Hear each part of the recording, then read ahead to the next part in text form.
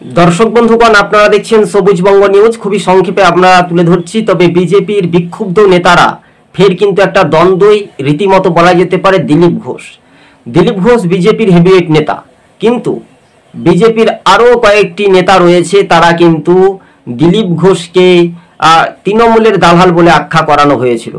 কে বলেছিলেন? অর্জুন সিং। তবে দিলীপ ঘোষ যদি তৃণমূলে যোগদান করে তাহলে বিজেপির আরও একটা বঙ্গে একেবারে দুর্বল হতে পারে, এমনটাই মনে করছেন রাজনৈতিক মহল। দর্শক বন্ধুগণ, তবে বিজেপির নেতা অর্থাৎ দিলীপ ঘোষ, তার পদক্ষেপ, আগামী রাজনৈতিক ভূমিকা কি হতে পারে?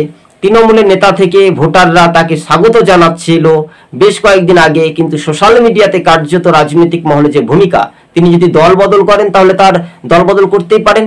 কিন্তু দিলীপ ঘোষ সহজ সরলে শাসকের বিরুদ্ধে গর্জে ওঠেন, কিন্তু এবার সেই শাসকের বিরুদ্ধে গর্জে ওঠার মুহূর্তে কিন্তু আর সেটা নয়। এবার কিন্তু পরিবর্তন না প্রত্যাবর্তন হবে। কিন্তু দিলীপ ঘোষ বললেন বামেরাই একমাত্র বিকল্প দল বলে আগে তিনি একেবারে স্বীকৃতি করেছিলেন। ধন্যবাদ দর্শক বন্ধুগণ, আজকে ছিল আমাদের এই পর্যন্ত প্রতিবেদন।